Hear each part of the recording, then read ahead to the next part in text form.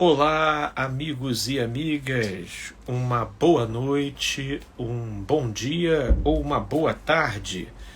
Estamos dando início para a gravação de mais uma live que acontece em todas as quartas-feiras às 19h30, aqui no meu perfil no Instagram, @FelipeFNazarete. Tem um Fzinho aí no meio, para não confundir, porque se colocar Felipe Nazarete direto, parece que cai numa outra conta. E nós vamos estar dando sequência aí. É a quarta vez que já estamos conversando sobre um mesmo tema. Vi seu TikTok, queria fazer uma pergunta, mas uma simples pergunta não dá para ter uma definição ou uma resposta concreta. A pergunta seria longa e eu não tenho condições atualmente de pagar um psicólogo, embora precise. Perdi meu emprego como consequência. Ano passado, meu esposo me traiu durante 2 ou 3 meses com uma mulher casada.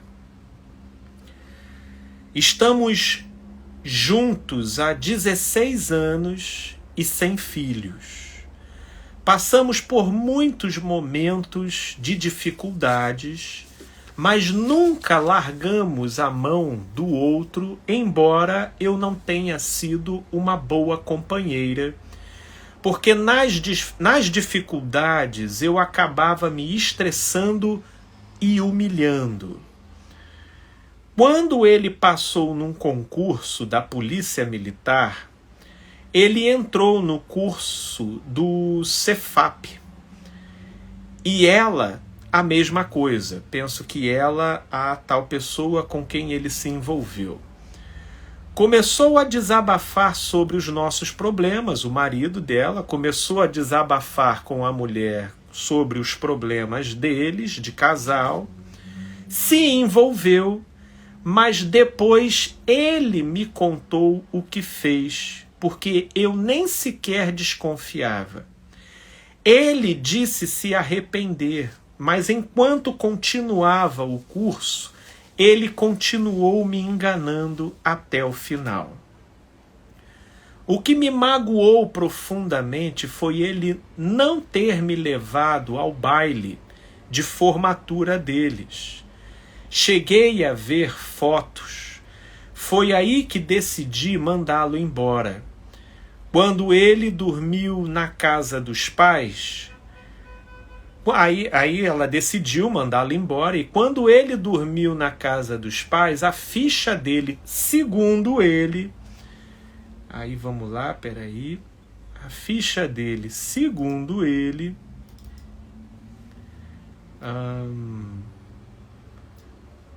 começou a cair. Ele tem feito de tudo pelo nosso casamento. Se converteu na igreja. Ele sempre foi um bom marido. Nunca havia me decepcionado dessa forma tão ruim. E aí botou até um rostinho de choro aqui, né? Isso foi ano passado. Não consigo caminhar e ele tenta de tudo. Estou com ansiedades, tive princípio de depressão. Não tenho ninguém no mundo a não ser ele. Às vezes penso em desistir de tudo. Então eu vou aqui comentar esse caso que ela passou, e é um caso deveras diferenciado do que no geral a gente costuma se esbarrar. Né? Se eu pudesse dar um nome, eu vou até quando é o caso de uma traição receber perdão. Em boa parte dos casos, inclusive dos aconselhamentos, das orientações, dos casos que eu recebo e das impressões que eu compartilho, né? Em boa parte deles a gente acaba orientando pela separação, até pelo modo sórdido, pela expressão de deficiência no caráter, pela expressão de uma discrepância de consciência e de maturidade, o que faz da insistência em permanecer da pessoa traída um material para retroalimentar aquilo que no outro, ou seja, na pessoa que trai, acaba virando um vício. Vira um vício, vira um fetiche, onde o sujeito fica retroalimentando um machismo adoecido a partir da passividade da esposa, que às vezes pode até se descabelar, fazer um escarcéu, mas no final das contas sempre continua, sempre permanece. Nesse caso aqui, a amiga que me trouxe essa questão, ela tem uma relação que possui história, são 16 anos de relação. E foi um relacionamento que sempre apresentou uma conotação positiva, mas ela foi pontuando aqui alguns detalhes, e é para isso que eu quero chamar a atenção.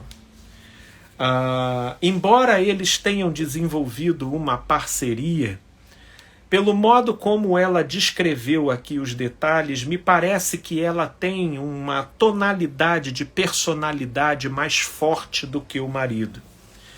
E ela foi, no decorrer do relacionamento, apresentando um comportamento onde, em muitos aspectos, ela acabava humilhando esse marido, possivelmente, sobretudo, quando contrariada. Por outro lado, esse marido, sem maiores habilidades de poder expressar isso, de poder se posicionar, de poder, de alguma forma, conduzir e colocar a relação para que ela pudesse se acertar em cima de um trilho, ele foi tentando tolerar, ele foi tentando caminhar e empurrar com a barriga, e talvez tentando interpretar que aquilo poderia ser um momento, né? E o fato é que, dependendo do nível de entrosamento e da intimidade desenvolvida, aquele que tem a personalidade mais forte, se ele não se atenta para a distorção que vai sendo provocada no seu comportamento, pelo modo como ele não consegue conter as suas reações, ele não percebe, mas ele pode estar sufocando o outro, ele pode estar, tal como o cupim faz com o armário ou com a madeira, ele pode estar contribuindo para corroer a base, fragilizar a estrutura da relação, né? Inclusive, eu não conheço, não são poucos os relacionamentos que eu me deparei, que tudo o que faltava para rolar a cereja do bolo da desgraça é aquilo que eu costumo chamar de um alinhamento interplanetário, que é quando certas coincidências se alinham e a pessoa, dentro da relação, fragilizada por anos de humilhação e de um comportamento inadequado, porém não corrigido e não acertado pelo casal no curso da relação, aquilo cria um vulto tal que a pessoa fica tremendamente vulnerável a qualquer ombro amigo, a qualquer olhar e tratamento mais meigo e acolhedor, e que vai dando espaço e vazão para acolher a dor dele sem julgar. E aí essas coisas acabam se misturando, e tendo ali uma carência acumulada, a gente já não precisa ser profeta para saber aonde geralmente isso termina.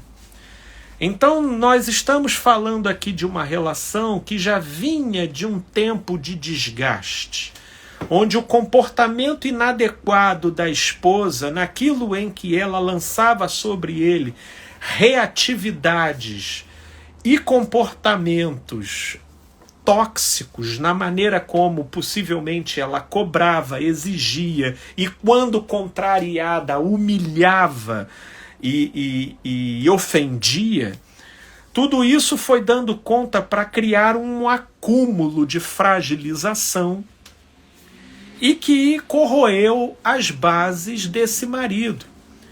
E aí, gente, eu estou aqui fazendo uma leitura sem querer estabelecer aqui um juízo moral de certo ou errado. Isso porque a relação em termos de afeto é uma economia. Aquilo que vai tem que voltar. Porque se aquilo que for não está voltando, então já está se criando um déficit que, dependendo do tempo decorrido, vai acumulando e pode ser muito complicado quando essa pessoa fragilizada e com coisas acumuladas se encontra com uma situação inusitada. E é aí que as tragédias acontecem, as traições acontecem, e o relacionamento acaba recebendo um baque e que fica muito balançado a coisa para ele poder continuar. O fato é que, com isso ocorrido, ele então entrou para um concurso da polícia, entrou ali para a academia. E a mulher com quem ele veio se envolver, que por conseguinte era casada, também estava nesse curso. E ali eles começam a conversar, é então que ele começa a desabafar, e nesse desabafo, né, eles começam a se envolver. Certamente ele ficou inebriado pelo modo como ele foi recepcionado, acolhido, ouvido, né? E tudo isso começou a gerar um entrelaçamento, um envolvimento, e eles começaram a sair sem que ela percebesse. Numa crise de consciência, ele vai lá e fala para ela.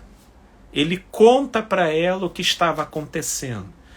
Ela fica tremendamente abalada, mas por conta do gesto dele de tomar a iniciativa, de falar para tentar corrigir, vejo que aqui num primeiro momento aconteceu um esforço dela poder continuar, deles poderem prosseguir, mas se ela já humilhava e já destratava antes disso acontecer, possivelmente depois disso acontecer, fico a pensar se não foi o caso dela ter se tornado ainda mais ácida na interação. Eu sei que o que ela relata demonstra um comportamento ambivalente da parte dele. Porque ao mesmo tempo que ele conta para ela, ele parece que não a convida para o baile de formatura deles. Vai a pessoa com quem ele estava, ele exclui ela dessa situação e isso a magoa tremendamente, inclusive levando à reação que ela então finalmente teve de mandá-lo embora de casa. Né? Foi aí que ela finaliza, manda ele embora de casa. Só que dormindo na casa dos pais, segundo ele, a ficha dele cai e começa então um processo de tentativa de retorno. Só que ela agora está machucada, ela está doída, né? Com muitas ansiedades, até porque traição, de fato, é uma merda. Vocês me desculpem o termo. Dói, machuca, dilacera, faz suscitar dentro da gente uma série de sentimentos complexos e truncados que, por conseguinte, dá vida a uma série de outros processos que já não teriam nem nada a ver diretamente com o ocorrido, mas que começam a se misturar e a se emaranhar, se tornando uma só coisa, perfazendo, né, aquela alegoria que eu costumo utilizar de você pegar um pote com água, com uma poeira no fundo do pote, e você chacoalha ele e aquela poeira, ela então entra em estado de agitação e movimentação, de modo a ela se fundir com a água e se escurecer de tal modo que dá a impressão de que a água ficou de outra cor, mas na verdade é porque ela ficou impregnada de minúsculas partículas que estavam anteriormente acomodadas no fundo do pote. Então, a traição, ela é esse chacoalhar da nossa psique e que faz uma série de partículas traumatizadas e não resolvidas e que tiveram origens em outras situações totalmente diferentes do passado, mas a chacoalhada da traição faz tudo aquilo entrar num estado de agitação e começar a subir para a superfície, e esses elementos todos se fundem e acaba se gerando uma dor para muito além da própria traição. Porque aí começam a suscitar sentimentos de inferioridade, de rejeição, de mágoas, sentimentos às vezes que a pessoa nunca sentiu, e isso é uma reviravolta afetiva do lado de dentro. Portanto, é dessa maneira que ela começa a se sentir e ela entra em crise. Porque, por um lado, houve até uma atitude da parte dele de contar, mas por outro ele o faz de uma maneira muito ambivalente, porque ao mesmo tempo que ele não queria ficar mal com a esposa, ele contou para ela sem estar com a situação que estava acontecendo de forma plenamente resolvida. Aí, nesses casos, ok, me vem aqui algumas hipóteses, porque para mim aqui tem algumas lacunas. Ou ele contou para dizer que, na verdade, ele traiu, mas ele estava confuso e possivelmente apaixonado por outra pessoa. Acho bem provável disso acontecer. Inclusive, pode ter sido essa a razão do porquê que ele se sentiu motivado para contar. Talvez por ter tido a impressão de que a relação dele com a esposa dele havia acabado pelo modo como ele se viu afetivamente apegado por outra pessoa. Ou ele pode ter desenvolvido uma mentalidade de subserviência a essa esposa, pelo modo como ela, tendo uma personalidade mais forte, exercia uma influência de dominação sobre ele tal que esse incômodo de consciência criou nele uma necessidade dele contar como forma de tentar espiar mais do que a culpa, mas sim o medo de ser flagrado. Muito embora ele contou num momento onde ainda não estava resolvido o que ele estava vivenciando do lado de lá. O fato é, seja pela primeira razão, ou seja pela segunda, pode ter uma terceira, mas que no momento eu não estou conseguindo aqui articular, o fato é que depois de ele mesmo ter confessado o erro dele, ele comete essa atitude contraditória de, justamente na formatura, que seria o momento para ele se redimir, ele deixa a esposa de fora, e aí isso é o golpe final daquilo que essa mulher que me manda essa mensagem já não estava mais disposta a admitir.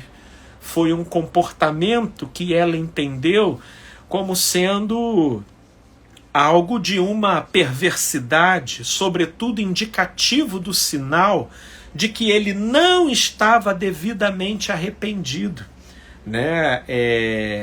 E de que, na verdade, havia uma notória predileção pela outra em detrimento dela.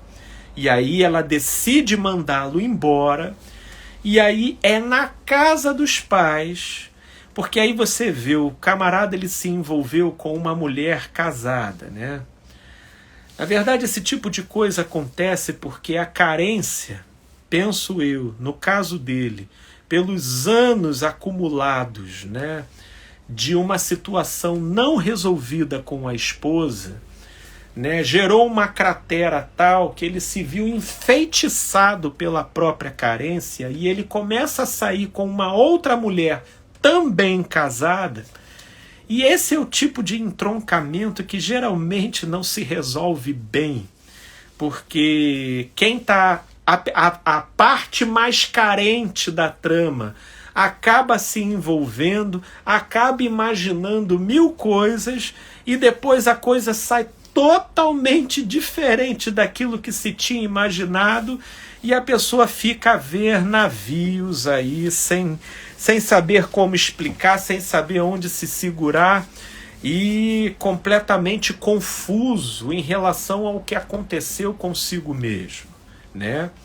Eu, inclusive, quero aqui abrir uma observação de que eu já vi muitos dessas relações, que é o que eu chamaria as relações do marido passivo.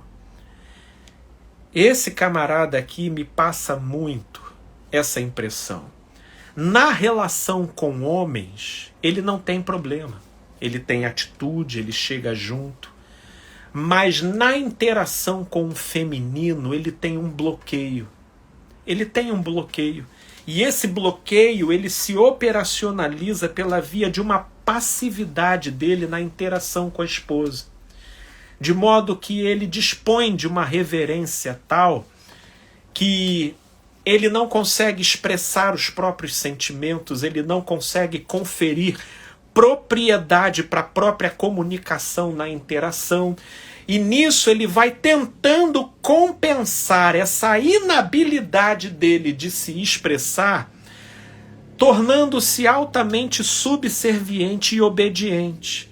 Mas como ainda assim acaba se deixando coisas a desejar e criando-se inúmeras insatisfações na esposa, essas mulheres casadas com esse tipo de homem, elas vão ficando furiosas, porque no fundo elas nunca sabem o que esse homem está sentindo, o que ele realmente quer, por que ele não se expressa, por que ele não se coloca. Então começa a se formar uma dinâmica relacional onde essa mulher vive explodindo e esse homem vive internalizando. E, por exemplo, nesse caso aqui, não foi o primeiro que particularmente eu já lidei, inclusive eu tive já um caso desse bem próximo na minha esfera relacional, onde a ex-esposa, que nesse caso é ex-esposa dele, que é até hoje uma amiga muito querida minha,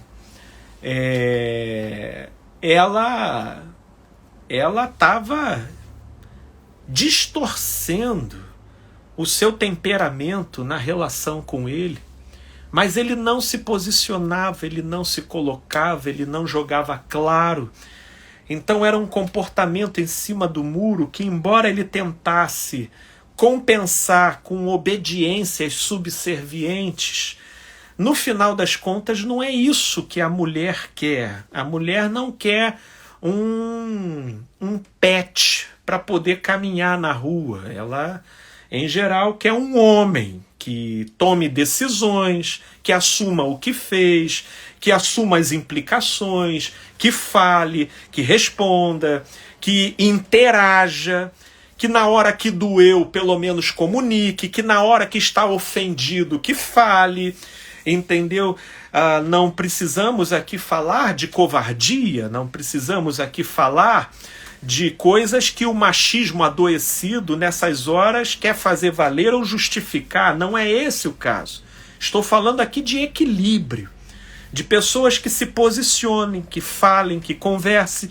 E eu vejo que possivelmente o desgaste desse casal aconteceu justamente porque esse camarada aqui não tinha essa iniciativa, esse perfil, esse comportamento. Então, o destempero da esposa começou a volumar dentro dele uma carência. Só que a esposa não percebia o quanto que ele já estava saturado. Ele certamente também não se autoconhecia e não sabia identificar isso. Foi se deixando levar por uma outra mulher que, acolhendo e ouvindo de bom grado o desabafo dele, as coisas se misturaram e eles acabaram saindo e ele se viu apaixonado. Apaixonado por uma outra mulher.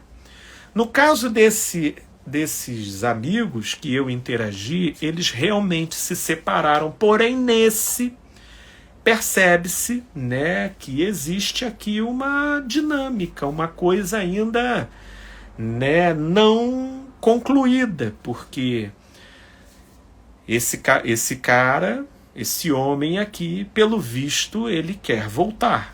Ele quer voltar a se relacionar. A ficha dele caiu. Mas ela agora está muito doída, muito mexida. Minha amiga, o que eu diria para você? Se todas essas leituras que eu estou fazendo aqui, elas te fazem sentido, o modo como você descreveu a sua questão indica que ainda existe fôlego afetivo para você investir na direção da recuperação desse relacionamento, ok? Tendo em vista, inclusive, até a postura do seu marido, de estar tentando retornar. É claro que esse tal do arrependimento não é uma coisa que dá para depreender da fala do sujeito. Isso é uma coisa que só será possível constatar com o tempo. Mas o fato é que de tudo não foi ruim você dar um tempo, terminar por um determinado tempo, até para dar tempo ao tempo para sua alma resfolegar. Porque a traição é um golpe muito forte no ser e que faz uma série de coisas se desalinharem, sacudirem, se agitarem dentro da gente. Portanto, se você entender que esse tempo já tenha cumprido o seu devido prazo, eu te incentivaria a, nesse caso, até pela história positiva que durante muitos anos vocês tiveram, eu te incentivaria, nesse caso, dar uma chance. Foi um caso tópico, pontual, envolvido num contexto que nem de longe eu estou aqui justificando. Eu estou fazendo uma leitura existencial do modo como essas coisas, na sua dinâmica espontânea na vida, acabam acontecendo. Mas não é uma justificativa. Até porque nós somos convidados a nos conhecer, nós somos convidados a carregar princípios e, em nome deles, balizarmos o nosso comportamento para que na nossa cegueira sobre nós mesmos a gente não acabe se machucando e machucando terceiros, né? Portanto, eu acho que esse tipo de situação vai dar uma boa ocasião para todos os envolvidos aprenderem e crescerem, quer vocês continuem juntos ou não. Portanto, foi uma questão tópica, vocês possuem uma história e, como eu falei anteriormente, parece haver ainda capital afetivo existente e que pode então ser um substrato bacana para a recuperação desse relacionamento. Querida, você querendo ou não vai ter um desafio. E eu creio que você não pode tomar essa decisão de maneira ingênua, achando que você vai tomar essa decisão e esse sentimento de raiva, de ressentimento, de mágoa e de tristeza vai sumir sim salabim. Não é assim que acontece. Inclusive, existe um mar de comentários lá no TikTok sobre o vídeo que eu falei falando sobre traição, e as pessoas costumam falar muito sobre o tal do jarro de cristal que, uma vez quebrado, nunca mais se torna o mesmo, né? Ok, ele não se torna o mesmo, mas ele pode receber novos formatos, novas configurações, né? E quando eu digo uma configuração diferente, eu não estou dizendo nem algo bom e nem ruim, porque isso vai depender do modo como os envolvidos vão conduzir a coisa. E com relação à pessoa que foi traída, se ela decidir continuar tomando como um entendimento racional a plausibilidade dessa possibilidade de continuar, para que ela possa desfrutar dessa decisão como algo positivo para ela, ela não pode querer alimentar a ilusão de que ela vai esperar e esses sentimentos que foram deflagrados por conta da traição, tristeza, raiva, rejeição, e que isso vai passar espontaneamente. Em pouquíssimos casos isso acontece. Nesse caso, a pessoa traída ela vai ter que assumir a rédea, assumir a liderança desses sentimentos e trabalhar com o seguinte raciocínio: se eu decidir voltar, não é para que o meu marido se sinta melhor, não é em benefício dele. É porque eu também quero ser feliz. E se eu quero ser feliz, então eu não vou, embora eu não possa impedir de sentir, eu não vou alimentar sentimentos e sensações que trabalhem antes de tudo e sobretudo contra mim mesmo. Porque eu fico vendo aí muito equívoco e auto-engano de pessoas magoadas e ressentidas, nesses casos de traição, aconselhando outras, trai também, e aí fica no 0 a 0, fica maltratando ele, senta a chibata nele que ele vai ver só o que é bom para tosse. Oh, meu Deus. E aí eu fico pensando, por causa então da deficiência do caráter do outro, você também vai deformar a si mesmo? Deformar o seu humor, deformar o seu temperamento, né? Deformar o seu caráter, abrir mão de princípios, se distanciar daquilo que sempre foi a sua melhor versão? Aí, nesse caso, não. Se o outro tomou uma decisão contra a sua própria essência e o seu próprio caráter, que a pior consequência seja dele. Quanto a ti, mantém íntegro o teu próprio caminho. Porque essa história de ele traiu, então trai de volta, que fica no 0 a 0, é o tipo de raciocínio cuja lógica só funciona aqui na imaginação. Mas isso na alma carrega inúmeras outras implicações. Gente, nós não somos um poste de ferro.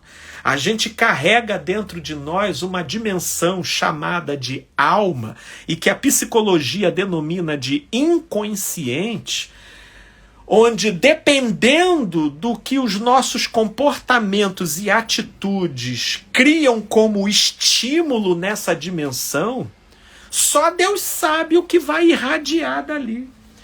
Por isso é que eu digo que tem certas teoriazinhas que só servem para ficar falando e opinando na vida dos outros, né?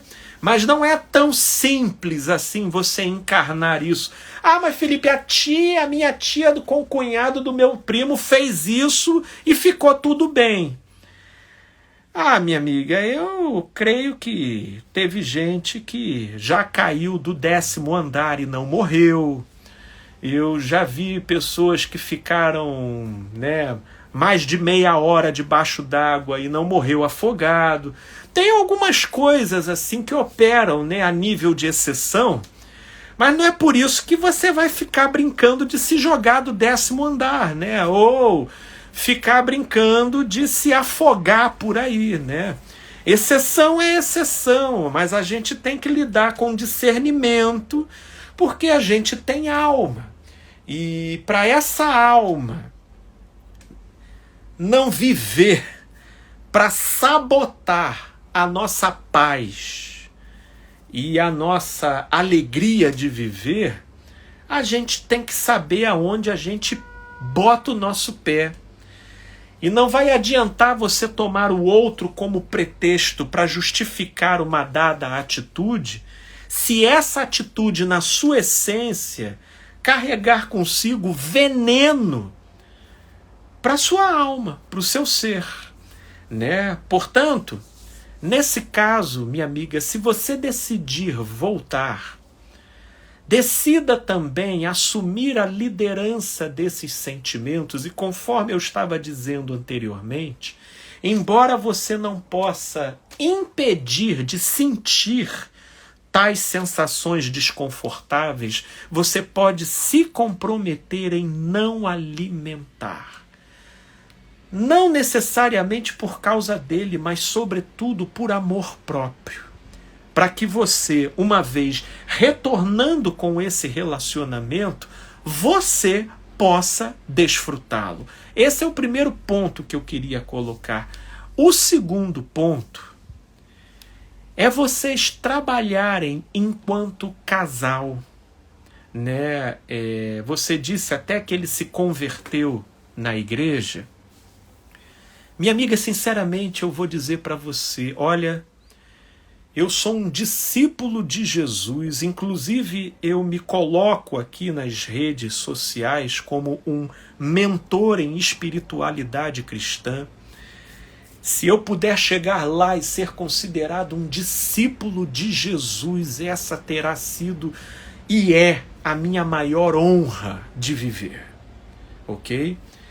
Mas eu costumo ver que tem muitas igrejas que trabalham com o casamento como se fosse prisão e atribuem a Deus a algema de muitas relações. E relações que expelem sintomas para todos os lados, e eles acabam incutindo na cabeça das pessoas uma culpabilidade em relação à possibilidade da separação, criando uma verdadeira opressão, sobretudo para relacionamentos que estão dando diversos indícios de enfermidade e de morte.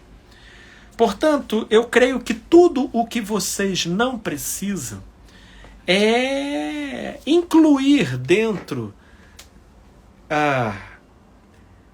de todo esse panorama que vocês precisam entender e resolver, a ideia de que Deus é um xerife que está lá em cima, querendo e cobrando que vocês fiquem juntos, sob pena de ele castigar vocês se um de vocês não toparem.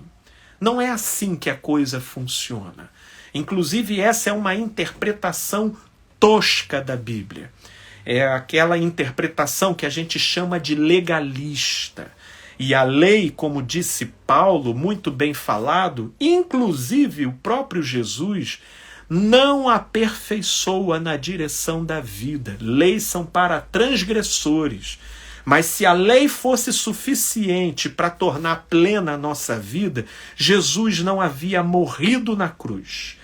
Cristo agora nos propiciou a possibilidade de discernirmos o que seja bom e o que seja mal, conforme os princípios que ele mesmo ensinou. Portanto, não é uma questão de obrigação, é uma questão de consciência. E é baseado no bom senso que eu tenho te falado todas essas questões, para que você seja livre na sua decisão de querer prosseguir com ele ou não. E um segundo ponto que você precisa ver, minha amiga, é entender esse modo de interação.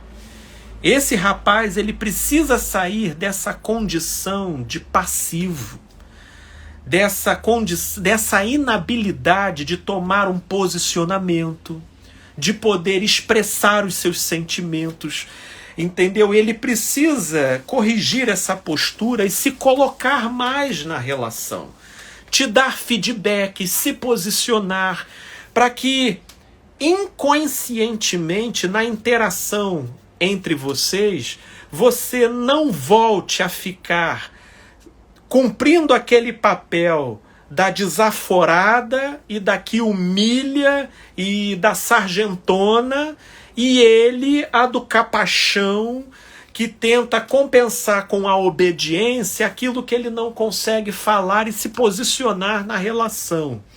Então esse tipo de configuração, que foi justamente o que conduziu vocês para esse tipo de problema, ele precisa ser revisto, cada qual na sua devida postura, para que a partir desse acontecimento, quem sabe, talvez, a relação de vocês tenha sido batizada, ou seja, morreu e está nascendo para uma nova vida, para um novo momento, onde se você até atribui que um dia vocês viveram coisas bacanas, quem sabe agora vocês viverão coisas muito melhores.